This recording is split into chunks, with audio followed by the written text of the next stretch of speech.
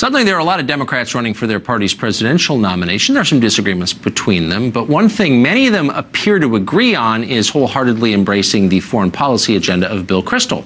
Whether it's Syria or Venezuela or Russia, if there's an opportunity for the United States to sponsor violent conflict somewhere in the world, they support it.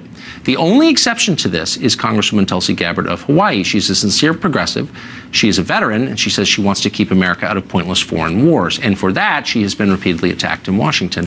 Congresswoman Gabbard joins us tonight. Congresswoman, thanks very much for coming on. I know that you have been criticized for straying out of approved media outlets. I'm sure you'll be criticized for coming on the show tonight. I just want to reassure Democratic voters that we disagree on many, probably most things, but you're a sincere progressive.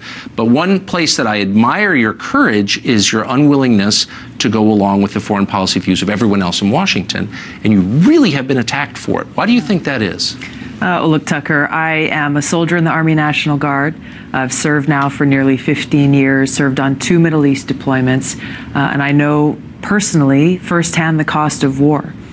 In Congress now for over the last 6 years, I've served on the Foreign Affairs Committee as well as the Armed Services Committee, and I have seen how self-serving, powerful politicians from both parties have continued this foreign policy regime change war view where they think that we, the United States, should be acting as the policemen of the world, and that we should continue to go around and overthrowing and toppling dictators or countries who we don't like, costing us, the American people, trillions of dollars in the process, causing more suffering in the countries where we go and wage these wars, and, oh, by the way, undermining our own national security, as we are seeing playing out before our eyes in countries like North Korea. Yes. Where Kim Jong-un has clearly stated that he is holding on to these nuclear weapons as his only deterrent against the United States coming in and waging a regime change war in North Korea.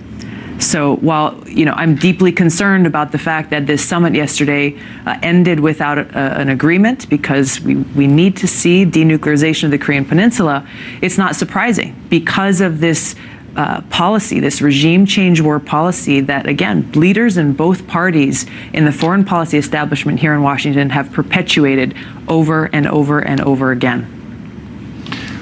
What's so interesting is that worldview, the regime change worldview, I mean, if it worked, at one time I thought it sounded like it made sense, but we've had almost 20 years of it, and it demonstrably hasn't worked. I mean, there's really kind of no debate about how badly it's gone.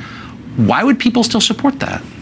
That's a great question. It's, if you look at the military-industrial complex that benefits off of these continued regime change wars, you look at those in Washington who's have invested their entire careers built on continuing to wage these wars, and the most unfortunate thing is they sell them under the guise of humanitarianism to the American people, who want to be able to do good things, who want to be able to help people who are suffering, but not pointing out the fact and not facing the truth that in each of these different examples of regime change led by the United States, it has resulted in far more suffering for the people who they're supposedly trying to help.